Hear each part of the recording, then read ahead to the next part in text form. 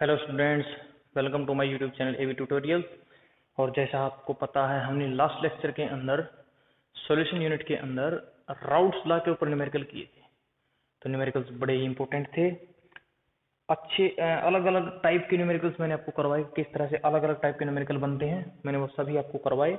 I hope आपको routes law का जो कंसेप्ट था वो समझ आया होगा और ये न्यूमेरिकल आपके एग्जाम के अंदर काफी हेल्पफुल होंगे। उसके बाद बाकी न्यूमेरिकल्स की प्रैक्टिस तो आपको करनी, मैंने बस आपको टाइप बताई है, तरीका बताया, मेथड बताया। तो अब देखिए हम नेक्स्ट करते हैं। तो आज हम पढ़ते हैं ideal and non ideal solution के बारे में। आपने 11th क्लास के अंदर पढ़ा होगा आइडल गैस के बारे में, आज हम पढ़ते हैं आइडल सॉल्यूशन के बारे में। तो देखिए मैं आपसे क्वेश्चन पूछता हूँ कि मैंने आपको दो सॉल्यूशन दिए, दो मिक्सचर दिए, मैंने आपको दो मिक्सचर दिए। जो मिक्सचर थे, मान लीजिए दो लिक्विड दिए मैंने आपको, मैंने दिया ए लिक्विड, आपको मैंने दिया बी लिक्विड। बहुत अच्छे, दो लिक्विड दिए और ए की जो मैंने वॉल्यूम दिया आपको 70 ml, बी की जो मैंने वॉल्यूम दी 30 ml, और मैंने इन दोनों को मिला दिया। मैंने इन दोनों लिक्विड को मिला के सोल्यूशन बना दिया। ये मैंने बना दिया सोल्यूशन। तो आप क्या कहेंगे कि इस सॉल्यूशन की जो वॉल्यूम है वो इक्वल टू 100 होगी, या इस सॉल्यूशन की जो वॉल्यूम है मे बी लेस देन और मोर देन 100। क्या ऐसा भी पॉसिबल है कि इन दोनों लिक्विड्स की 70 और 30 मिलीलीटर की वॉल्यूम को मिला के 100 मिलीलीटर से कम या ज्यादा वॉल्यूम भी आ जाए? कैसा पॉसिबल है? आप कहेंगे नहीं, क्योंकि अभी तक आपने ऐसी ही चीजें पढ़ी हैं। आपने पिछली बार जो न्यूमेरिकल भी की थी लास्ट लेक्चर के अंदर, वो भी आपने आइडल सॉल्यूशन आपको लिखा मिला होगा, तो वहां पे भी आपने पढ़ा था, आपने यही मान के चले थे। हमने अभी तक जितना पढ़ा हमने यही माना है कि जब जब 70 और 30 मिलेगी तो 100 मिलीलीटर मीन्स जो कंपोनेंट्स की वॉल्यूम्स हैं उनकी इंडिविजुअल वॉल्यूम्स को ऐड करने के बाद जो आंसर आता है वही वॉल्यूम होगी सॉल्यूशन की। हमने अभी तक ऐसा ही माना है, बट स्टूडेंट्स ऐसा हर केस में नहीं होता है। ये जो चीजें हैं ये सिर्फ अप्लाई होती हैं आइडल केस के सॉल्यूशन में, आइडियल सॉल्यूशन के केस में। अगर सॉल्यूशन आइडियल नहीं है तो ऐसा पॉसिबल नहीं है। मीन्स ये हो सकता है कि 70-30 को मिलाएं और जो सॉल्यूशन की वॉल्यूम बने वो बन जाए 98 मिलीलीटर मीन्स लेस देन 100, वो बन जाए, और वो बन जाए 102 मिलीलीटर मोर देन 100। अब बोलो सर ऐसा कैसे? तो इसी को हम जानते हैं आज के लेक्चर में, इसको हमारे को पढ़ना ideal and non ideal solution. तो देखिए स्टार्ट करते हैं ideal and non ideal solution. तो देखिए, तो सबसे पहले हम पढ़ते हैं आइडियल सॉल्यूशन। आपने अभी तक जितने न्यूमेरिकल्स किए थे उन सभी में आपको स्टेटमेंट्स को अगर ध्यान से पढ़ा तो आपको लिखा मिलेगा कि suppose these components form an ideal mixture, है ना, इथाइल डाइब्रोमाइड 1,2 डाइप्रोपोमेन एक्सेट्रा, ये सारे आइडल सॉल्यूशन बनाते हैं। तो सारे आइडल केस के सॉल्यूशन में तो हम पढ़ते हैं तो आइडल सॉल्यूशन और नॉन आइडल सॉल्यूशन क्या होते हैं। तो हम एक तरफ लिख लेते हैं आइडल सॉल्यूशंस और एक तरफ लिख लेते हैं non idol solutions. Okay, ideal solution and non ideal solution. तो देखिए पहले तो हमने राउट्स लॉ पढ़ा था, उसको अप्लाई कर लेते हैं। हमने राउट्स का 3-4 लेक्चर में पढ़ा, तो उसको अप्लाई कर लेते हैं कि ये क्या होते हैं। Solution which obey Raoult's law in each concentration at each concentration, की हर कंसंट्रेशन चाहे कैसी भी कंसंट्रेशन हो वो राउट्स लॉ को क्या करेगा, ओबे। एंड टेम्परेचर कि चाहे कुछ टेम्परेचर दे दो और चाहे कोई भी आपको कंसंट्रेशन दे दो, मतलब कोई कुछ भी कंपोजिशन दे दे, कुछ भी टेम्परेचर दे दे, हर कंडीशन पे, हर टेम्परेचर की कंडीशन पे, हर कंसंट्रेशन की कंडीशन पे जो सॉल्यूशन राउट्स लॉ को ओबे करता वो होगा आइडल सॉल्यूशन। अब इसके बिल्कुल अपोजिट है कौन, नॉन आइडल सॉल्यूशन, की solution which does not obey, which does not obey. अब किसको? Raoult law. कब? At each concentration and temperature. बोल रहा है वो सभी टेम्परेचर और कंसंट्रेशन की कंडीशन पे वो राउट्स लॉ को ओबे नहीं करेगा, वो नॉन आइडल सॉल्यूशन, और जो करेगा वो आइडल सॉल्यूशन। ये बेसिक डेफिनेशन है राउट्स लॉ सॉल्यूशंस की, ideal solution non ideal solution की, on the basis of Raoult law. ये हमने राउट्स लॉ पढ़ा था अप्लाई करने के लिए, तो हमने अप्लाई कर दिया कि सॉल्यूशन आइडल है नॉन आइडल है, कैसे बताओगे? राउट्स लॉ को देख के। अब राउट्स लॉ को ओबे करने का मतलब क्या है? राउट्स लॉ को ओबे करने का मतलब स्टूडेंट ये है कि यहाँ पे जो पीटी मान लिया बाइनरी सॉल्यूशन, हम जितनी भी बातें मान के चल रहे हैं वो बाइनरी सॉल्यूशन में मान के चल रहे हैं, दो से बना है, ए और बी से। तो इट मींस जो टोटल प्रेशर, कैसे total pressure? Observed, total pressure observed, हमने एक्सपेरिमेंटली ऑब्जर्व किया, बोल रहा है इक्वल होना चाहिए किसके? जो हम राउट्स लॉ से निकालते हैं, पी ए प्लस में P B, P A plus में पी बी। देखिए राउट्स लॉ से हम कैसे निकालते हैं, हम पार्शियल प्रेशर ऑफ ए निकालेंगे, पार्शियल प्रेशर ऑफ बी निकालेंगे, दोनों को ऐड करेंगे। ऐड करने से हमारा जो टोटल प्रेशर आ रहा है वो अगर इक्वल आता है एक्सपेरिमेंटली जो ऑब्जर्व किया उसके, तो ये कैसा आ गया? ये क्या? कैलकुलेटेड। ये क्या आ गया? कैलकुलेटेड। टोटल प्रेशर क्या होता है? पी ए प्लस में पी बी, यही तो था टोटल प्रेशर। तो एक बार हमने एक्सपेरिमेंट से ऑब्जर्व किया और एक बार हमने राउट्स लॉ के फॉर्मूले लगा के उसको निकाला, तो कैलकुलेट किया। तो अगर कैलकुलेटेड ऑब्जर्व के इक्वल आ रहा है तो वो सॉल्यूशन राउट्स लॉ को ओबे कर रहा है। अब क्या सिर्फ टोटल प्रेशर पे कंडीशन अप्लाई होती है? नहीं, हमने तो राउट्स लॉ के अंदर पार्शियल प्रेशर ऑफ ए और पार्शियल प्रेशर ऑफ बी को भी पढ़ा था, तो अब देख लेते हैं। तो अब दूसरा केस भी बनता है, बोल रहा है partial pressure of A will be equal to P naught A into mole fraction of A and partial pressure of B will be equal to P not B into mole fraction of B। इसका क्या मतलब? इसका मतलब ये student कि routes law से हम किसी भी कंपोनेंट का पार्शियल प्रेशर कैसे निकालते हैं? उस कंपोनेंट के प्योर के वेपर प्रेशर को मल्टीप्लाई कर देते हैं उस कंपोनेंट के मोल फ्रैक्शन से, तो आंसर आता है। इट मींस ये हो गया हमारा कैलकुलेटेड और ये हो गया हमारा ऑब्जर्व्ड। तो हमने फॉर्मूले से निकाला, फिर हमने एक्सपेरिमेंटली जो ऑब्जर्व किया उसको मैच किया, तो दोनों को जो मैच किया अगर इक्वल आ गए तो इट मीन से वो सॉल्यूशन राउट्स लॉ को ओबे करता है। इसी तरह से बी में भी ऑब्जर्व्ड इक्वल होना चाहिए किसके? कैलकुलेटेड के, है ना, फॉर्मूले से जो निकाले। तो अगर कैलकुलेटेड ऑब्जर्व्ड इक्वल है हर एक कंपोनेंट के केस में भी और ओवरऑल सॉल्यूशन के केस में भी, कंपोनेंट पे भी और सॉल्यूशन पे भी, इट मींस वो जो सॉल्यूशन है वो किसको ओबे करेगा? राउट लॉ। यहाँ पे क्या होगा? यहाँ पे कंडीशन क्या बनेगी? जो टोटल प्रेशर कैसा? ऑब्जर्व्ड इक्वल नहीं होगा, ज्यादा भी होगा कम भी होगा, वो अलग केसेस हैं। हम बात करें टाइप की, नॉन आइडियल सॉल्यूशन के टाइप की, किसके? पी ए प्लस में पी बी की। अब क्या सिर्फ ये सॉल्यूशन पे ही कंडीशन अप्लाई होती है? ये कैसा होता है? ये कैलकुलेटेड है। क्या इसी के केसेस पे अप्लाई? नहीं, एक एक कंपोनेंट के भी। Means P A will be not equal to P naught A into mole fraction of A and PB will be not equal to P naught B into mole fraction of B into mole fraction of B। तो हर एक component भी राउट law को ओबे नहीं करेगा और all solution भी राउट law को ओबे नहीं करेगा। ऑब्जर्व्ड कैलकुलेटेड के इक्वल नहीं आएगा, ज्यादा भी हो सकता है कम भी हो सकता है, तो हम अलग अलग टाइप में पढ़ेंगे। अभी हम सिर्फ बता रहे हैं ideal and non ideal solution. अब बोला ये सारी चीजें कब पॉसिबल है? ये सारी चीजें कब पॉसिबल है और क्या रीजन है इनका? अभी तक वो मैंने बताया है, देखिए वो क्या रीजन है। देखिए एक बार और बता देता हूँ, एक चीज और बता देता हूँ। एक करेक्टरिस्टिक्स हमने लिख ली। अब अगर हम ग्राफ ड्रा करें राउट्स लॉ के लिए, अगर हम ग्राफ ड्रा करें तो कैसा आएगा? देखिए हमने आइडियल सॉल्यूशन का हमने पढ़ रखा है पहले ही। आइडियल सॉल्यूशन का ग्राफ कैसा आएगा? यहाँ पे हमने मान लिया mole fraction of A 1, mole fraction of B क्या हो जाएगा? 0। यहाँ पे मान लिया मोल फ्रैक्शन ऑफ ए 1 था तो यहाँ पे होगा 0, मोल फ्रैक्शन ऑफ बी 0 था तो यहाँ पे हो जाएगा 1। मीन्स यहाँ पे प्योर ए है, यहाँ पे प्योर बी है। अब प्योर ए के केस में जो वेपर प्रेशर है क्या आएगा? P naught A. Pure B के केस में वेपर प्रेशर क्या आएगा? P naught B. अब जैसे जैसे इधर चलेंगे या जैसे इधर चलेंगे तो देखिए अगर इधर जा रहे हैं तो क्या हो रहा है? मोल फ्रैक्शन ऑफ ए घट रहा है, ठीक है, मोल फ्रैक्शन ऑफ बी बढ़ रहा है।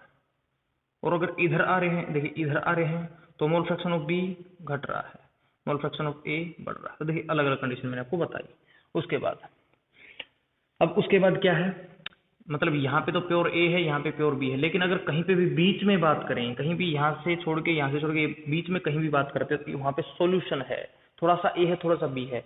अब यहाँ पे ए की वैल्यू ज्यादा मिलेगी, यहाँ पे बी की वैल्यू ज्यादा मिलेगी, तो वो आपको समझ आ ही गया होगा। तो अब अगर हम इनका ग्राफ ड्रा करते हैं तो देखिए यहाँ पे ए प्योर था इसलिए वेपर प्रेशर भी मैक्सिमम था, यहाँ पे ए 0 है मोल फ्रैक्शन तो वेपर प्रेशर भी, तो इसका ग्राफ कैसे ड्रा होगा, इसका ग्राफ होगा इस तरह से ड्रा। अब यहाँ पे बी फुल था, यहाँ पे बी 0 है, तो ग्राफ कैसे आएगा, ग्राफ आएगा ऐसे, या ऐसे कर लो,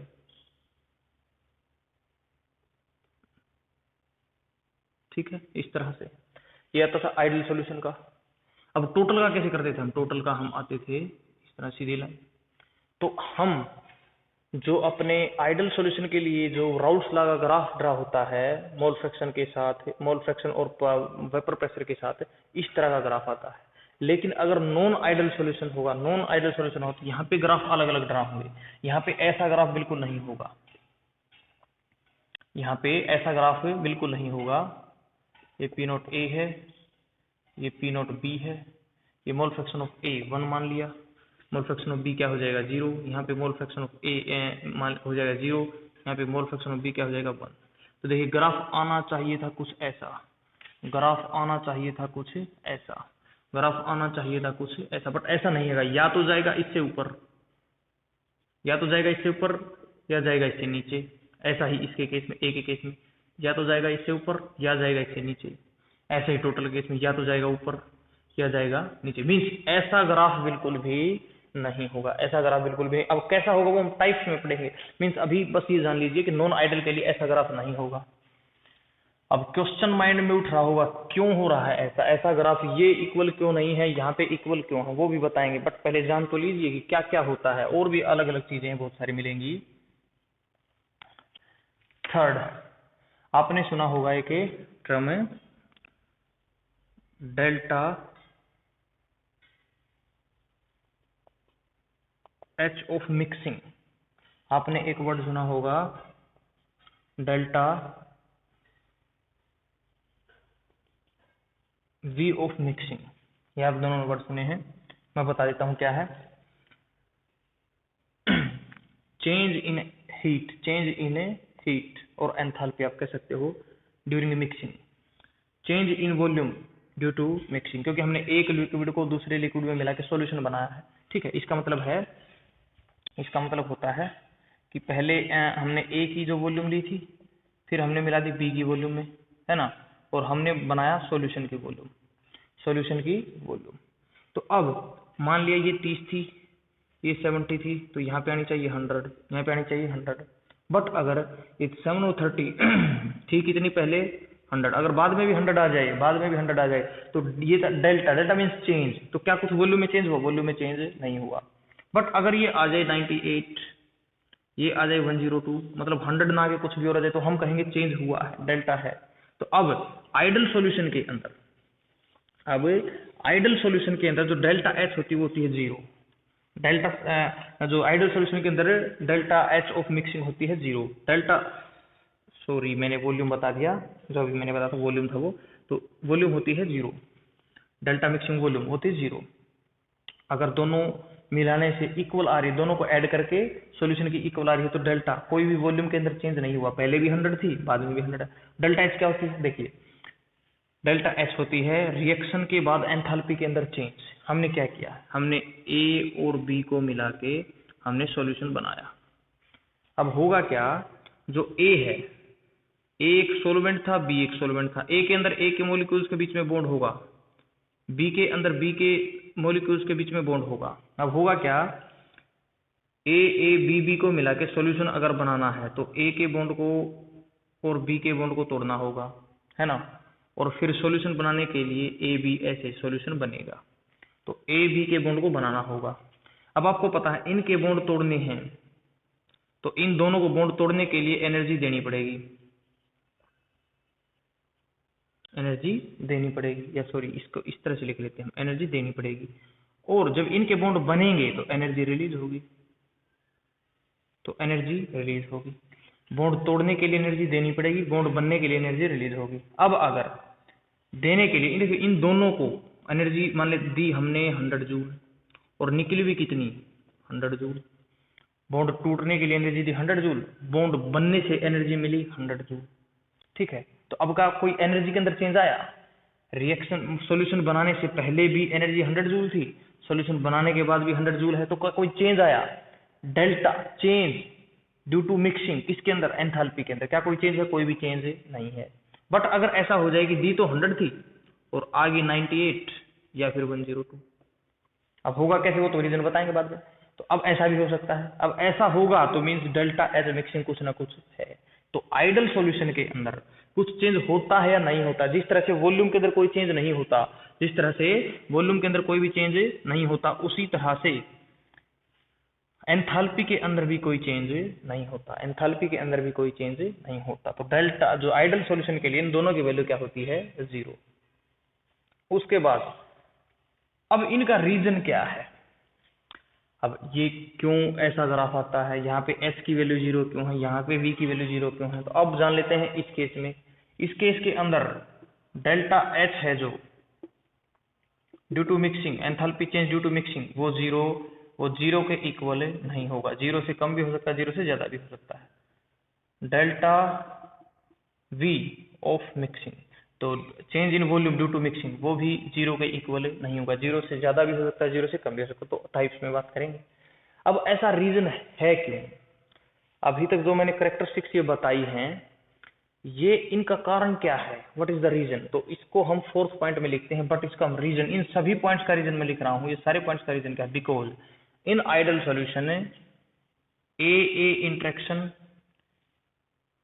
is equal to B interaction is equal to A B interaction. मतलब ए के बीच में जो बॉन्ड की स्ट्रेंथ है, जितना स्ट्रॉन्ग बॉन्ड ए के बीच में है, उतना ही स्ट्रॉन्ग बी के बीच में है, और उतना ही स्ट्रॉन्ग सॉल्यूशन बनने के बाद ए और बी के बीच में होता है।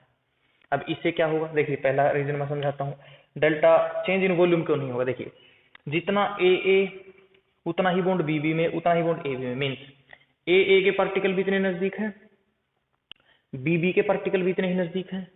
और अगर ए और बी दोनों के केस में भी इतना ही स्ट्रॉन्ग बॉन्ड होगा, तो वो भी पार्टिकल उतना ही होगा। मीन्स ए के बीच में अगर यही बॉन्ड है, यही बी के बीच में, यही ए बी के बीच में, तो ए के पार्टिकल भी इतने ही दूर होंगे, बी के पार्टिकल भी इतने ही दूर होंगे। और सॉल्यूशन बनाने के बाद ए और बी भी उतने ही दूर होंगे, जितने बी दूर थे, जितने ए दूर थे।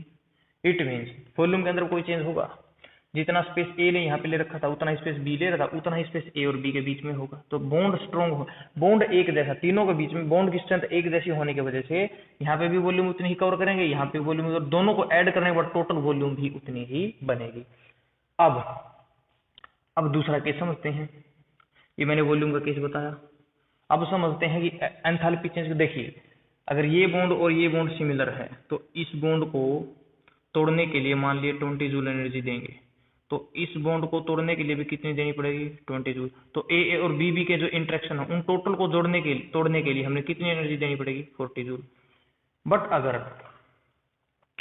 अगर ए और बी बॉन्ड ए बी के इक्वल है, तो जितनी इनको तोड़ने के लिए एनर्जी दी थी, उतनी ही एनर्जी इसको बनने में निकलेगी। तो एनर्जी निकलेगी कितनी की? 40 जूल। एनर्जी दी भी कितनी थी? 40 जूल। क्यों? क्योंकि बॉन्ड की स्ट्रेंथ सेम थी। जितनी एनर्जी तोड़ने में लग रही है, उतनी एनर्जी बनने से निकलेगी। क्योंकि आपको पता है बॉन्ड तोड़ने के लिए एनर्जी देनी पड़ती है, बॉन्ड बनते हैं तो एनर्जी रिलीज होती है, स्टेबिलिटी आती है। तो इट मीन्स यहाँ पे चेंज इन एंथैल्पी कुछ भी नहीं होगा, जितनी दी थी उतनी निकल जाएगी, कोई चेंज नहीं। इसलिए डेल्टा एस की वैल्यू 0।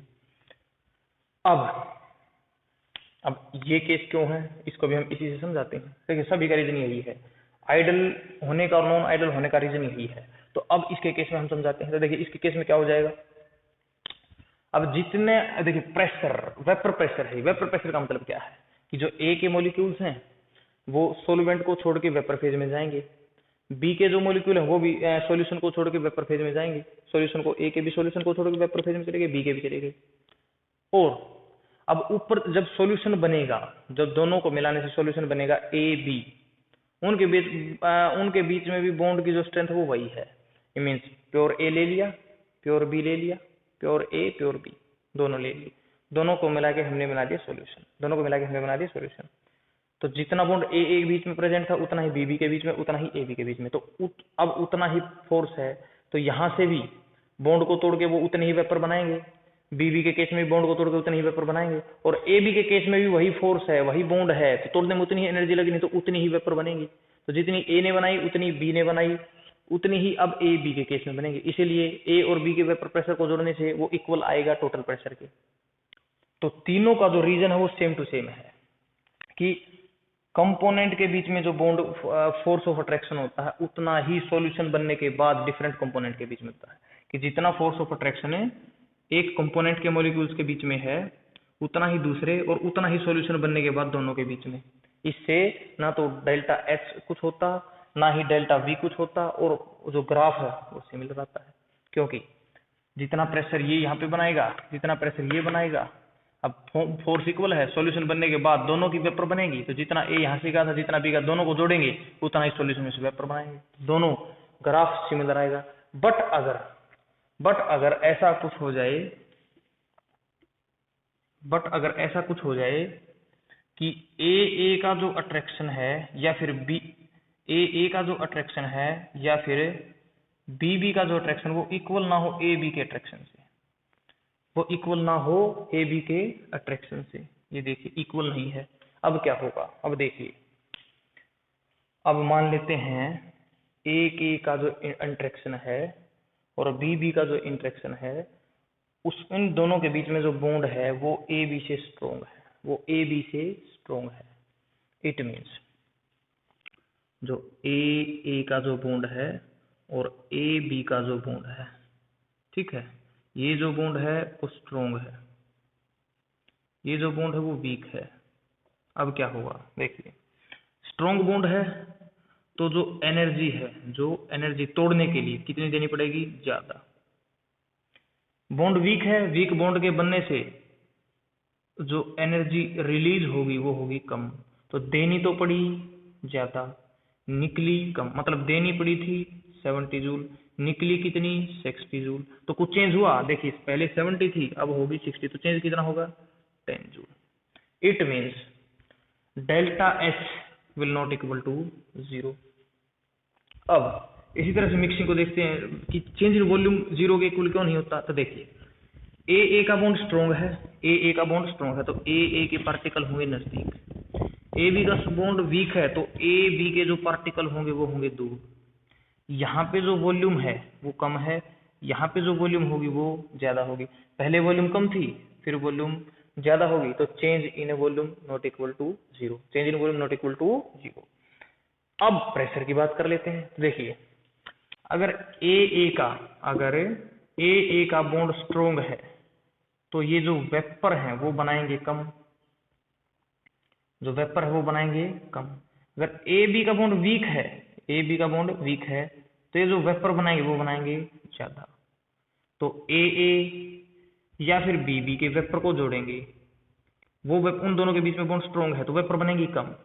लेकिन जब सॉल्यूशन बना देंगे तब उनके बीच में जो बॉन्ड है, ए बी के बीच में जो बॉन्ड है वो बॉन्ड हो जाएगा वीक, तब सॉल्यूशन की वेपर बनेगी ज्यादा, कंपोनेंट की वेपर बनी कम, सॉल्यूशन की वेपर बनेगी ज्यादा। कंपोनेंट की वेपर बनी कम, सॉल्यूशन की वेपर बन रही है ज्यादा। तो किसका वेपर प्रेशर ज्यादा होगा, सॉल्यूशन का। किसका वेपर प्रेशर कम होगा, ए प्लस में बी। तो इस वजह से ग्राफ आता है ऐसा जो हमने बनाया था। अब वो तो पढ़ेंगे कब ज्यादा आएगा कब कम आएगा, तो types of non ideal solution हो जाएंगे। तो इस तरह से मैंने आपको रीजन बताया है कि यहाँ पे इसका रीजन क्या है। तो बेसिकली जो आइडियल सॉल्यूशन होने का और नॉन आइडियल सॉल्यूशन होने का जो रीजन है वो रीजन स्टूडेंट ये है। आपको हर बुक्स में जो पहला हो सकता है जो पॉइंट मिले वो मिले ये और फिर मिले ये। तो बेसिक रीजन आपको समझना है कि डेल्टा एच मिक्सिंग का 0 क्यों होता है, डेल्टा मिक्स भी 0 क्यों होता है, यहाँ पे 0 क्यों नहीं होता है। तो आपको ये समझना है रीजन क्या है फोर्स ऑफ अट्रैक्शन पे, कि आइडियल सॉल्यूशन के अंदर जो फोर्स ऑफ अट्रैक्शन कंपोनेंट के बीच में होता है वही फोर्स ऑफ अट्रैक्शन होता है सॉल्यूशन बनने के बाद भी। इसलिए जितनी हीट देनी पड़ती है उतनी हीट रिलीज होती है, इसीलिए डेल्टा एच की वैल्यू 0। जितना फोर्स कंपोनेंट के बीच में है इस वजह से जितने वॉल्यूम एक कंपोनेंट प्लस में जितना वॉल्यूम बी कंपोनेंट दोनों ने मिलके कवर की होगी, सॉल्यूशन बनने के बाद भी उतनी ही कवर करेगी, क्योंकि दोनों के बीच में फोर्स ऑफ अट्रैक्शन उतना ही है। पहले जितने ए नजदीक थे, बी भी जितने नजदीक थे, सॉल्यूशन के बाद ए बी भी उतने नजदीक होंगे, इसलिए डेल्टा वी की वैल्यू हो जाएगी 0। प्रेशर का कंसेप्ट मैंने आपको बताया। यहाँ पे ये फोर्सेज हैं जो इक्वल नहीं है, ए के इक्वल नहीं है ए बी का, बी के इक्वल नहीं है बी का। इसी वजह से जितनी हीट देनी पड़ती है उतनी हीट नहीं निकलती है, इस वजह से डेल्टा एच की वैल्यू 0 के इक्वल नहीं आती है। जितनी वॉल्यूम, अब फोर्स कम है तो वॉल्यूम ज्यादा कवर करते हैं सॉल्यूशन के केस में, जैसे मैंने एग्जांपल के साथ बताया, कंपोनेंट के केस में कम, तो इसलिए ए की वॉल्यूम प्लस बी की वॉल्यूम इक्वल नहीं आती है टोटल वॉल्यूम की, इसलिए डेल्टा वी की वैल्यू 0 के इक्वल नहीं आती। तो ये केसेस थे ideal and non ideal solution. एक डिफरेंस आप और लिख सकते हो, अगर आपके बोर्ड के अंदर ये क्वेश्चन आता है तो मैं इसके आपको लिखना क्या है, अगर आपसे डिफरेंस पूछ ले बोर्ड के एग्जाम में, थ्योरेटिकल एग्जाम होते हैं वहां पे हो सकता है आपसे डिफरेंस पूछ लिया जाए। रीजन मैंने बताया है क्यों नहीं होता है, अब रीजन में लिखवाऊंगा तो नहीं, मैंने समझाया है, आप वीडियो को एक बार 2 बार रिवर्स करके भी देख सकते हैं अगर आपको समझ में नहीं आता है तो। वैसे मैंने काफी स्लोली समझाया है, आपको समझ आना चाहिए। तो देखिए इस तरह से हमने इसके रीजन को समझाया। तो आपको फर्स्ट पॉइंट ये लिखना है, सेकंड पॉइंट ये, थर्ड पॉइंट ये, फोर्थ पॉइंट आप ये लिख देना है, रीजन मैंने आपको बताया। और फिफ्थ पॉइंट अगर आप लिखना चाहो तो फिफ्थ पॉइंट आप लिख सकते हो। फिफ्थ पॉइंट आप लिख सकते हो, क्या लिखोगे फिफ्थ पॉइंट में कि these do not form azeotrophs, these do not form azeotrophs, these form azeotrophs, these form azeotrophs। कि ये जो ये हैं ये एजिट्रोप्स बनाते हैं, ये सॉरी ये एजिट्रोप्स नहीं बनाते हैं, ये एजिट्रोप्स बनाते हैं। अब एजिट्रोप्स क्या होता है ये आपको नेक्स्ट लेक्चर में, शायद नेक्स्ट लेक्चर में मैं आपको बताऊंगा एजिट्रोप्स। अभी बस इस पॉइंट को आप याद कर लीजिएगा, ये आपको नोट्स में लिखना है तो उसमें लिख लीजिएगा कि एजिट्रोप्स क्या होते हैं। तो आइडल सॉल्यूशन एजिट्रोप्स नहीं बनाते हैं और नॉन आइडल सॉल्यूशन एजिट्रोप से बनाते हैं। तो आपको बेसिकली ये 4-5 पॉइंट लिखने होते हैं। एक एग्जांपल आपको लिखना बहुत जरूरी है। एग्जांपल में क्या होगा, एग्जांपल में देखिए आइडल सॉल्यूशन कौन होंगे। आइडल सॉल्यूशन जैसे हमने मान लिया N heptane and N hexane, जैसे ethyl bromide, ethyl chloride, benzene, toluene, ठीक है। इसी तरह से आप यहाँ पे एग्जांपल लिख सकते हैं नॉन आइडल का। आप लिख सकते हैं alcohol, ethyl alcohol plus water, ethyl alcohol plus water, methyl alcohol plus water. आप लिख सकते हैं carbon tetrachloride plus carbon disulphide. बहुत सारे आप रीजन लिख सकते हैं। अब मैं क्या बताता हूँ आपको एग्जाम्पल, आपको याद किस तरह से रखने हैं। देखिए आइडल सॉल्यूशन कब बनेगा, आइडल सॉल्यूशन जब बनेगा जब इनके बीच में फोर्स ऑफ अट्रैक्शन इक्वल हो। फोर्स ऑफ अट्रैक्शन इक्वल होने का रीजन क्या होता है कि जो आप कंपोनेंट ले रहे हो, ए और बी ले रहे हो, ए और बी जो सॉल्यूशन बनाने के लिए आप ले रहे हो, अगर ए और बी सिमिलर हो, किसमें सिमिलर हो, स्ट्रक्चर में और पोलैरिटी में। मींस मॉलिक्यूल का साइज, मॉलिक्यूल्स के अंदर एटम्स की अरेंजमेंट और साथ में पोलैरिटी, अगर ये दोनों चीजें इक्वल हैं, अगर ये दोनों चीजें स्ट्रक्चर और पोलैरिटी इक्वल है तो उनका जो केमिकल बिहेवियर है, फिजिकल नेचर, वो भी इक्वल होगा, तो उनके बीच में फोर्स ऑफ अट्रैक्शन भी इक्वल होंगे। तो आप उन आइडल सॉल्यूशन को याद रखने के लिए, एग्जांपल्स को याद रखने के लिए आप ये माइंड में रखें कि जिन मॉलिक्यूल्स का साइज एक जैसा होगा, जिन मॉलिक्यूल्स की पोलैरिटी एक जैसी होगी, इलेक्ट्रोनेगेटिविटी के अंदर जो पोलैरिटी आप समझते हैं, अगर वो एक जैसी होगी तो उनके बीच में फोर्स ऑफ अट्रैक्शन भी क्या होगा, इक्वल। जैसे बेंजीन और toluene size similar, polarity similar है, इसलिए आइडल सॉल्यूशन बनाते हैं। जैसे N heptane, N hexane size same है, पोलैरिटी सेम है, इसलिए आइडल सॉल्यूशन बनाते हैं। बट नॉन आइडल में क्या हो जाएगा, जिनके स्ट्रक्चर और पोलैरिटी एक जैसी ना हो, जैसे वाटर एंड अल्कोहल नहीं, मिथाइल अल्कोहल एंड वाटर नहीं। तो इस तरह से आप एग्जांपल याद रखें, आपको 1-2 एग्जांपल याद हो जाए बहुत है, और बाकी मैंने तरीका आपको बता दिया है कि एग्जांपल्स आप कैसे याद रखोगे। उसके बाद ये था ideal and non ideal solution के बीच में डिफरेंस। अब हम पढ़ते हैं, थ्योरेटिकल चीजें थी ये थी थ्योरेटिकल चीजें। अब हम प्रैक्टिकली, मैं आपको बताता हूँ practically there is no purely ideal solution. कोई भी जो सॉल्यूशन है वो परफेक्टली आइडल सॉल्यूशन है नहीं है। ये आप नोट करके लिख लीजिएगा, बोर्ड पे मैं नहीं लिखवा रहा हूं ये, कि कोई भी सॉल्यूशन परफेक्टली आइडियल सॉल्यूशन नहीं होता है। प्रैक्टिकली कोई भी आइडियल सॉल्यूशन को बनाना हम बना ही नहीं सकते। आपने एक वर्ड सुना होगा नियरली आइडियल। तो जितने भी सॉल्यूशन हम बनाते हैं या तो हम उनको एज्यूम करते हैं कि जो सॉल्यूशन बिहेव्स आइडियली, आपने न्यूमेरिकल्स में भी देखा होगा, या फिर नियरली आइडियल वर्ड का हम यूज करते हैं। तो कोई भी सॉल्यूशन परफेक्टली आइडियल नहीं होता है, कोई भी सॉल्यूशन नियरली आइडियल होगा। कब होगा? कब होगा नियरली आइडियल? नियरली आइडियल होगा तब जब जो कंपोनेंट्स हैं ए और बी, जिनसे मिला के हम सॉल्यूशन बना रहे हैं, उनका स्ट्रक्चर और पोलैरिटी दोनों सेम हो। स्ट्रक्चर और पोलैरिटी सेम, स्ट्रक्चर का मतलब साइज, पोलैरिटी का मतलब पोलैरिटी। तो अगर कंपोनेंट्स की स्ट्रक्चर और पोलैरिटी सेम है तो उनका जो फोर्स ऑफ अट्रैक्शन वो भी सेम होगा और पोलैरिटी भी सेम होगी। तो इट मीन्स वो ideal solution, nearly ideal solution बनाएंगे, परफेक्ट नहीं है। जैसे बेंजीन टोल्यूइन नियरली आइडियल है, परफेक्ट नहीं है। एनहेप्टेन एनहेक्सेन नियरली आइडियल है, परफेक्ट नहीं है। तो कोई भी परफेक्ट आइडियल सॉल्यूशन नहीं होता है।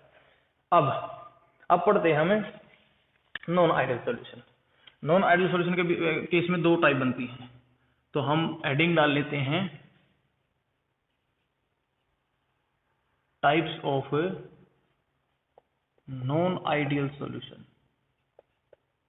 Types of non ideal solution. देखिए बड़ा ही आसान टॉपिक है। ये टाइप्स में दो टाइप बनती हैं। एक तो बनती है पॉजिटिव डेविएशन, पॉजिटिव डेविएशन वाले non ideal solution, positive deviation वाले नॉन आइडियल सॉल्यूशन। और जो दूसरे होते हैं वो होते हैं नेगेटिव डेविएशन वाले नॉन आइडियल सॉल्यूशन। तो नेगेटिव डेविएशन वाले non ideal solution, positive deviation वाले नॉन आइडियल। अब ये समझ में नहीं आ रहा सर कि ये डेविएशन वर्ड कहाँ से आया। देखिए हमने जो आइडियल और नॉन आइडियल को डिफाइन करने के लिए पहला पॉइंट क्या बताया था? Routes law. तो जो राउट्स लॉ को फॉलो करते हैं वो आइडियल सॉल्यूशन, जो राउट्स लॉ को फॉलो नहीं करते हैं नॉन आइडियल। अब राउट्स लॉ को फॉलो नहीं करना, जो राउट्स लॉ फॉलो नहीं होगी दो तरीके से हो सकता है। राउट्स लॉ के ग्राफ से ऊपर ग्राफ चला जाए, हो सकता है राउट्स लॉ के ग्राफ से नीचे ग्राफ चला जाए। तो अगर ऊपर चला जाता है तो पॉजिटिव, नीचे आ जाता है तो नेगेटिव। इट मीन्स पहला पॉइंट में लिखूंगा कि ये जो होते हैं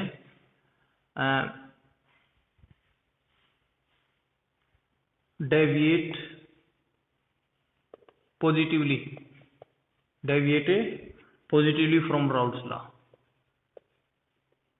deviate positively from routes law. Routes law से डेविएट पॉजिटिवली का मतलब क्या है? इसका मतलब होता है स्टूडेंट कि इनका जो ग्राफ है, वेपर प्रेशर का जो ग्राफ है वो राउट्स लॉ के जैसा नहीं बनेगा, उससे डेविएट होगा, या तो ऊपर होगा या नीचे होगा। तो जिनका ग्राफ ऊपर है, पॉजिटिवली ऊपर, इनका जो वेपर प्रेशर का ग्राफ है वो ऊपर होता है राउट्स लॉ से। देखिए राउट्स लॉ के केस में हमने ये माना था इधर 0 इधर 1, इधर x भी 1। तो हमने ग्राफ क्या देखा था? राउट लगा जो ग्राफ आया था वो a के लिए आया था, ये b के लिए, और a के लिए आया था ये, सॉरी स्ट्रेट लाइन होगी ये। अगर मैंने स्ट्रेट नहीं भी ड्रा की है तो आप स्ट्रेट ड्रा करना, स्ट्रेट लाइन। तो ये P नोट A था, ये P नोट B था। तो P नोट A था, वो जो ग्राफ आया था वो ये होना चाहिए था, ये होना चाहिए था, ये जो ग्राफ है ये होना चाहिए था, लेकिन ये होता आइडल का, बट ये होना चाहिए। अब केस पढ़ रहे हैं नॉन आइडल का। टोटल का क्या बनना था? टोटल का बनना था सर ये, टोटल का बनना था ये। बट पॉजिटिव डेविएशन में अब अगर पीए का ग्राफ हम ड्रा करें, ये पीए का जो ग्राफ है ये अगर हम ड्रा करें तो ये जो इक्वल आता है P naught A into mole fraction of A. अब एक्चुअल में जो इसका ग्राफ आता है वो आता है इससे ऊपर, इस ग्राफ से ऊपर। बी का ड्रा करते हैं, पीबी का ग्राफ ड्रा करते हैं, तो P naught B into mole fraction of B, ये भी ग्राफ जाएगा ऊपर, राउट्स लॉ के ग्राफ से ऊपर। और टोटल प्रेशर का P T will equal to P A plus में पीबी, ये भी ग्राफ जाएगा ऊपर, ये भी ग्राफ जाएगा ऊपर। तो जब सॉल्यूशन के लिए जो ग्राफ है वेपर प्रेशर का वो राउल्ट्स लॉ से ऊपर चला जाए उसको बोलते हैं पॉजिटिव डेविएशन, उसको बोलते हैं पॉजिटिव डेविएशन। अब पढ़ लेते हैं नेगेटिव डेविएशन। तो ये डेविएट करते हैं कैसे, ये शो लिख लेते हैं, show negative deviation, show negative deviation from Raoult's law, कि राउल्ट्स लॉ से कैसी डेविएशन शो करते हैं, नेगेटिव। नेगेटिव का मतलब क्या है, इनका जो ग्राफ अगर हम ड्रा करें, इनका अगर हम ग्राफ ड्रा करने लग जाएं तो जो ग्राफ है वो कैसा आएगा, वो स्ट्रेट लाइन जैसे राउल्ट्स लॉ में था वो नहीं आएगा। जैसे ग्राफ आना चाहिए कैसा, ए बी का ग्राफ आना चाहिए ऐसा, ए का कैसे आना चाहिए, ए का ग्राफ आना चाहिए ऐसा स्ट्रेट लाइन, और टोटल ग्राफ आना चाहिए, टोटल ग्राफ आना चाहिए ऐसा। तो ये क्या था, पी नोट ए, ये क्या था, पी नोट बी। क्यों था, क्योंकि मोल फ्रैक्शन ऑफ ए इधर क्या था 1, मोल फ्रैक्शन ऑफ बी इधर क्या था 0, मोल फ्रैक्शन ऑफ ए यहाँ क्या था 0, मोल फ्रैक्शन ऑफ बी यहाँ क्या था 1। तो ये अब इसके केस में ग्राफ क्या आता है, इसके के केस में ग्राफ आता है नीचे, राउल्ट्स लॉ के केस से ग्राफ आता है नीचे। इसका ए का भी ग्राफ कैसे आएगा, नीचे, और टोटल प्रेशर का भी ग्राफ कैसे आएगा, नीचे। तो यहाँ पे जो ग्राफ आता है वो ऊपर आता है, यहाँ पे जो ग्राफ आता है ऊपर आता है, यहाँ पे जो ग्राफ आता है ऊपर आता है, यहाँ पे जो ग्राफ आता है राउल्ट्स लॉ के ग्राफ से नीचे, राउल्ट्स लॉ के ग्राफ से नीचे। तो एरो मैंने दिखा है नीचे, कि जब भी प्रेशर का और मोल फ्रैक्शन के लिए ग्राफ ड्रा करेंगे तो आइडल नॉन आइडल सॉल्यूशन की पहली टाइप पॉजिटिव डेविएशन, उसमें राउल्ट्स लॉ के ग्राफ से ऊपर जाएगा, नेगेटिव में राउल्ट्स लॉ के ग्राफ से नीचे जाएगा। तो पहला डिफरेंस होता है पॉजिटिव और नेगेटिव में ये। उसके बाद इसके अंदर जो डेल्टा एच किसकी, मिक्सिंग की, वो क्या होती है, डेल्टा एच जो मिक्सिंग की वो होती है पॉजिटिव, और डेल्टा वी मिक्सिंग की क्या होती है, पॉजिटिव। इनके अंदर जो डेल्टा एच है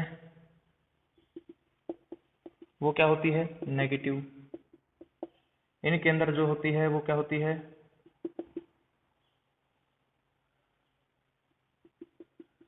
नेगेटिव।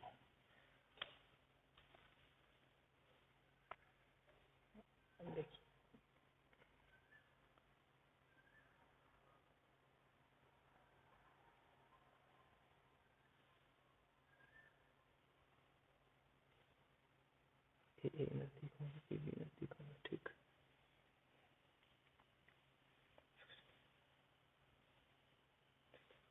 देखिए, तो इनके अंदर डेल्टा एच पॉजिटिव, इनके अंदर डेल्टा एच नेगेटिव, इनके अंदर डेल्टा वी पॉजिटिव, इनके अंदर डेल्टा वी नेगेटिव। अब ऐसा क्यों है, इन तीनों पॉइंट का रीजन क्या है। तो चौथा पॉइंट जो हम लिखते हैं वो हम सबका रीजन बना लेते हैं। वैसे मैं सीधा फोर्थ पॉइंट भी डाल के लिख सकता हूँ, बट आपको समझना चाहिए कि ये क्यों हुआ है। इसके अंदर क्या होता है, इसके अंदर जो ए का इंटरेक्शन है या फिर बी का जो इंटरेक्शन है वो इंटरेक्शन कम होता है, वो इंटरेक्शन स्ट्रोंगर इंटरेक्शन होता है किससे, ए बी के इंटरेक्शन से, इनके अंदर ऐसा क्यों है, इनके अंदर इसका रीजन होता है कि जो ए का इंटरेक्शन है और जो बी का इंटरेक्शन है वो इंटरेक्शन है उसकी जो वैल्यू है वो कम होती है ए बी के इंटरेक्शन से, अब ऐसा क्यों होता है, तो देखिए अब ऐसा होने से ये तीनों पॉइंट क्यों होंगे तो फिर से समझते हैं। देखिए यहाँ पे एक केस ले लेते हैं, जैसे ए कम है ए बी से, तो पहला पॉइंट समझते हैं। देखिए यहाँ पे बॉन्ड कम है, ये जो बॉन्ड है ये वीक बॉन्ड है, ये जो बॉन्ड है वीक है, सॉरी स्ट्रॉन्ग है, ये जो बॉन्ड स्ट्रॉन्ग है, और ये जो बॉन्ड है वो वीक है, ये जो बॉन्ड है वो वीक है। तो देखिए यहाँ पे स्ट्रॉन्ग बॉन्ड, यहाँ पे वीक बॉन्ड।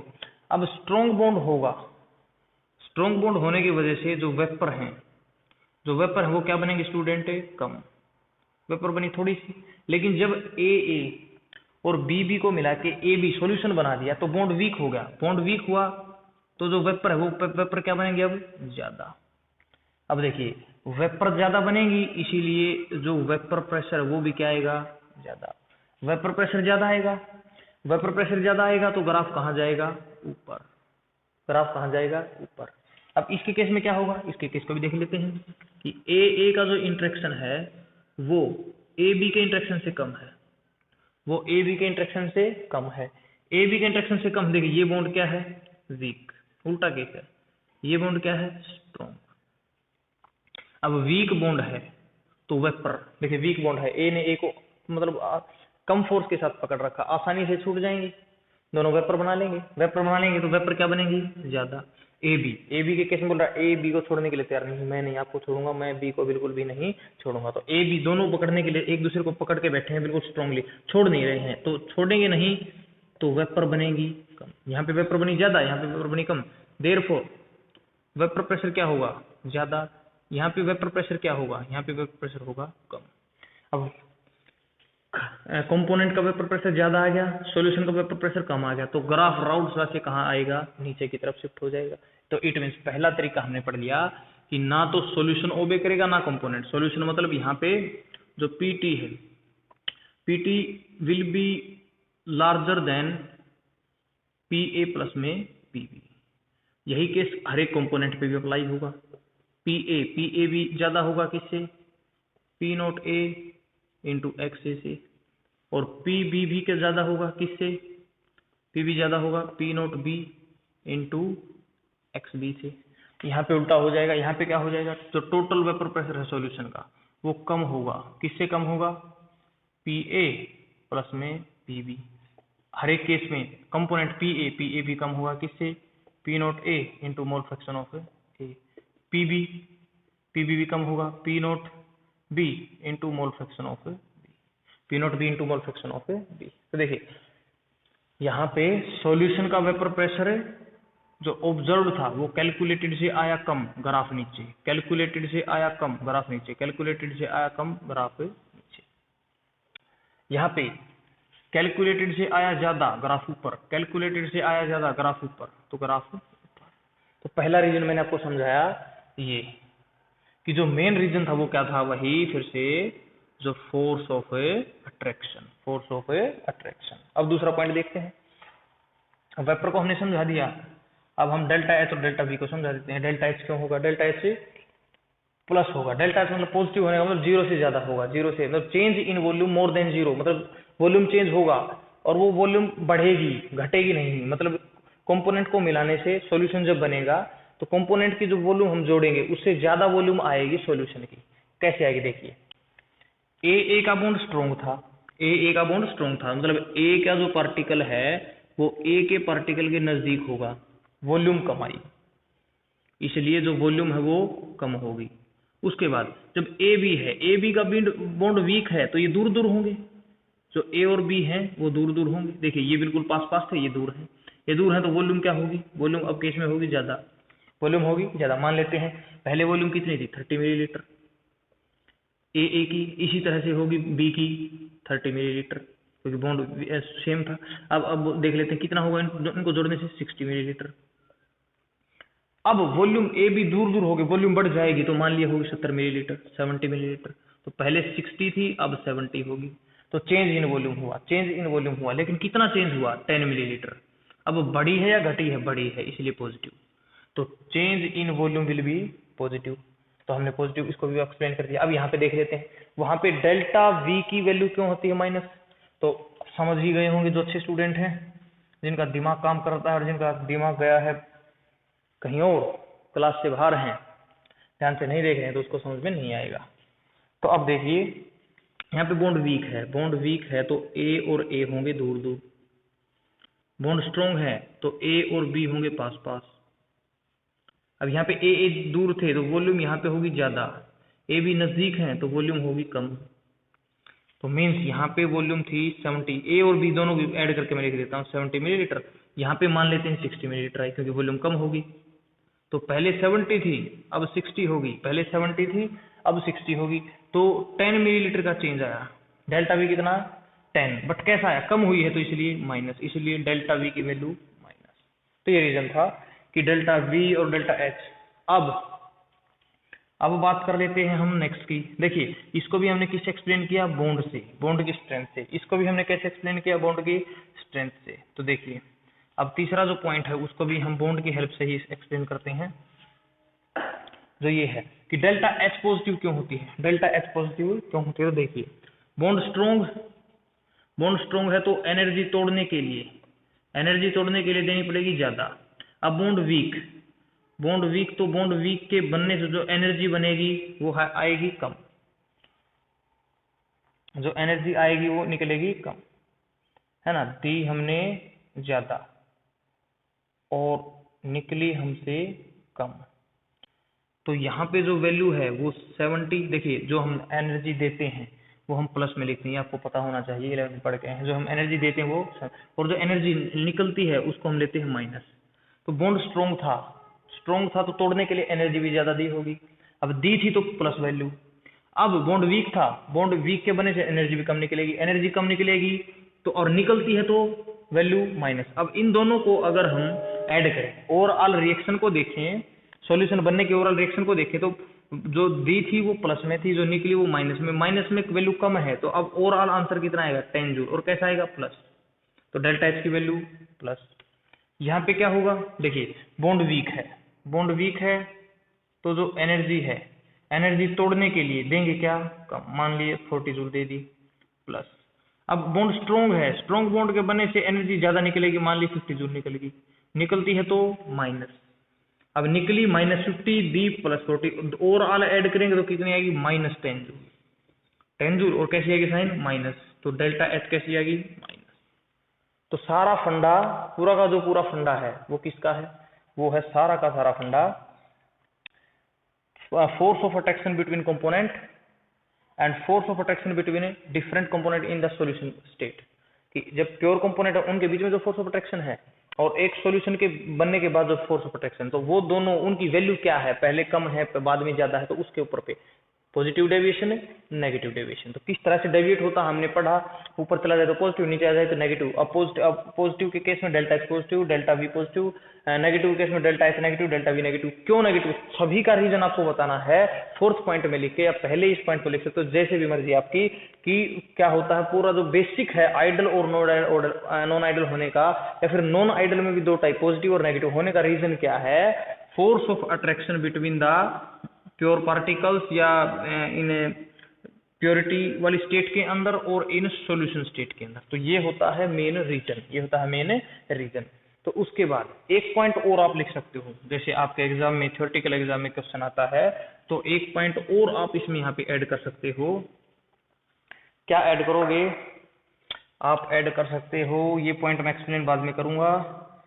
दीज फॉर्म, देखिए हमने पढ़ा था नॉन आइडल सॉल्यूशन फॉर्म एजिट्रोप्स, तो अब एजिट्रोप्स भी अलग अलग टाइप के होते हैं। तो these form minimum boiling azeotropes, these form minimum boiling azeotropes, and these form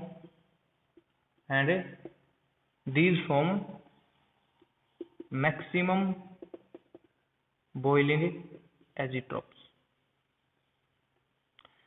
तो ये मिनिमम बॉइलिंग एजिट्रोप्स बनाएंगे, ये मैक्सिमम बॉइलिंग एजिट्रोप्स बनाएंगे। देखिए एजिट्रोप्स मैं आपको बताऊंगा नेक्स्ट लेक्चर में, बट मिनिमम बॉइलिंग का मतलब ऐसा एजिट्रोप जिसका जो बॉइलिंग टेम्परेचर वो कम होगा, कम से कम, ऐसा एजिट्रोप जिसका बॉइलिंग टेम्परेचर ज्यादा होगा। अब ये मिनिमम क्यों बनाते हैं, ये मैक्सिमम क्यों बनाते हैं, ये मैं क्वेश्चन आपके लिए छोड़ के जा रहा हूँ होमवर्क के तौर पे आपको ये क्वेश्चन मैं छोड़ के जा रहा हूँ। दूसरा, अब हम जान लेते हैं कि ऐसा क्यों होता है कि पहले तो बॉन्ड होता है जो कैसा होता है, वो होता है स्ट्रॉन्ग, और फिर बॉन्ड हो जाता है वीक। इसका रीजन क्या है, तो देखिए बहुत इंपॉर्टेंट पॉइंट मैं लिख रहा हूं। इसका रीजन क्या है कि व्हेन सॉल्यूशन इज प्रिपेयर्ड, कि जब हम कॉन्स्टिट्यूएंट को मिला के सॉल्यूशन को प्रिपेयर करते हैं, then new bonds like hydrogen bond. तो बॉन्ड जैसे कि hydrogen bond between constituent molecules, hydrogen bond between a constituents molecule, hydrogen bond like hydrogen bond between constituent molecules breaks, और इसके अंदर अपोजिट, इसके अंदर क्या होता है, when solution is prepared, when solution is prepared then bond like hydrogen bond between different constituent are formed। देखिए इस पॉइंट को समझना बहुत जरूरी है।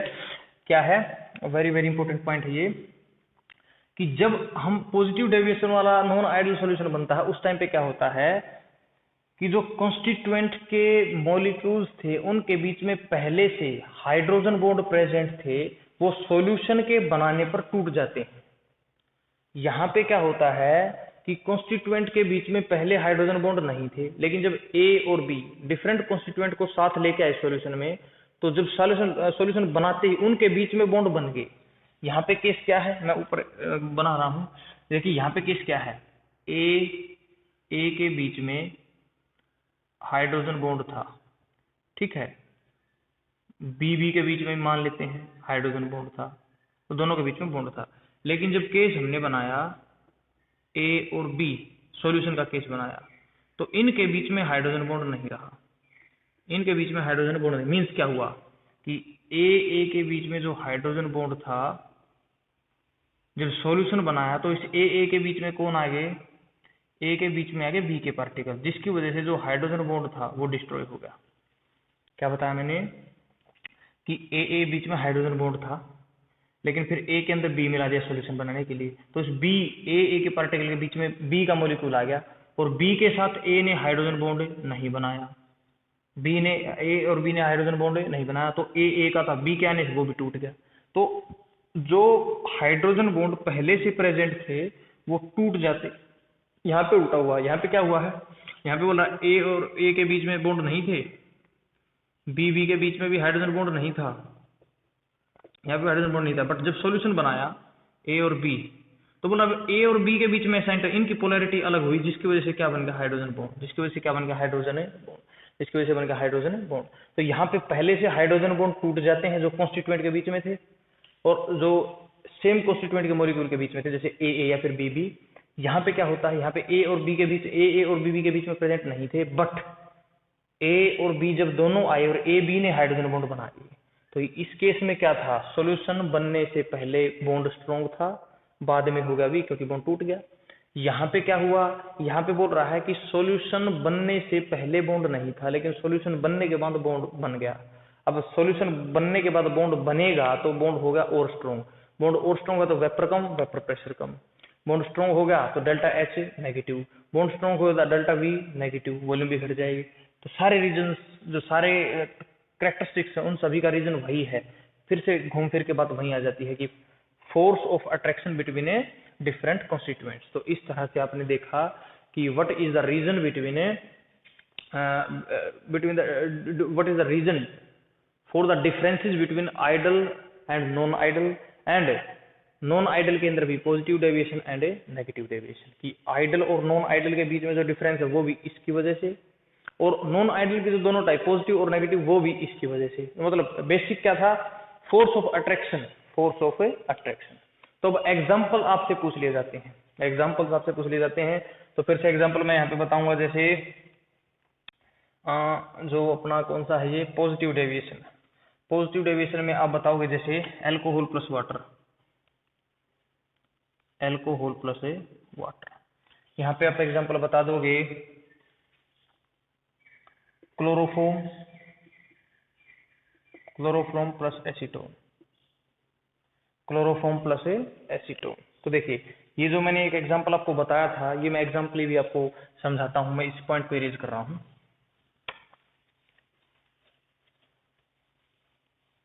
देखिए क्या होता है इस केस में, एल्कोहल का मॉलिक्यूल मान लिया हमने C2H5 और ये मान लिया हमने OH, दूसरा मॉलिक्यूल मान लिया C2H5 और इसका मान लिया OH, ये दो एल्कोहल के मॉलिक्यूल है।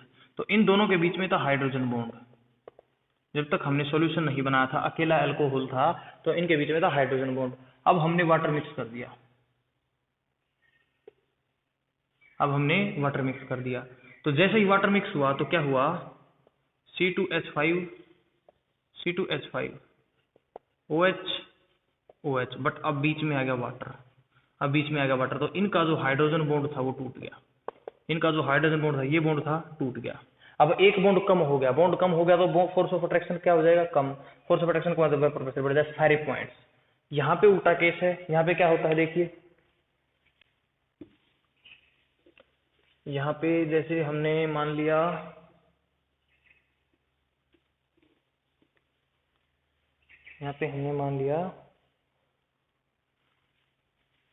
किसी को मान सकते हो आप, जैसे हमने मान लिया वाटर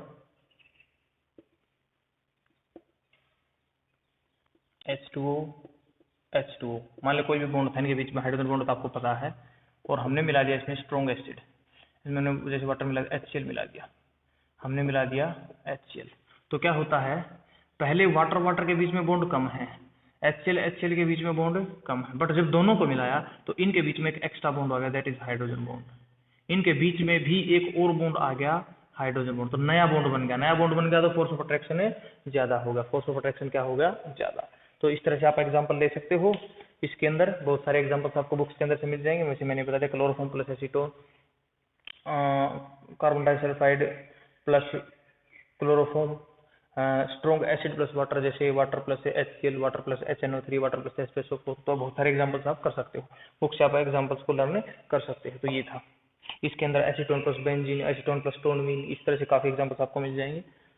तो इस तरह से हमने पढ़ा ideal and non ideal solution. मैंने आपको एक पॉइंट छोड़ा है, this form minimum boiling azeotrope, this form maximum boiling azeotrope. तो ये एजिट्रोप क्या होते हैं वो मैं आपको नेक्स्ट लेक्चर के अंदर बताऊंगा, बट अभी मैंने आपको इनका रीजन बता दिया कि क्यों बनाते हैं मिनिमम, और बताया नहीं, सॉरी मैंने बताया नहीं आपको, आपके लिए क्वेश्चन छोड़ा है कि क्यों होता है ऐसा, नेक्स्ट लेक्चर में हम इसको डिस्कस करेंगे। तो आई होप जो मैंने आपको बताया है ideal and non ideal solution वो आपको समझ आया होगा, रीजन क्या है, मैंने काफी एग्जांपल्स के साथ रीजन को बताया है कि क्यों, हर को मैंने अलग तरीके से एक्सप्लेन किया है। तो आई होप आपको क्लियर हुआ होगा, अगर नहीं हुआ तो आप वीडियो को रिवर्स करके देख लें, और अगर वीडियो पसंद आई तो लाइक करें, शेयर करें। Thank you.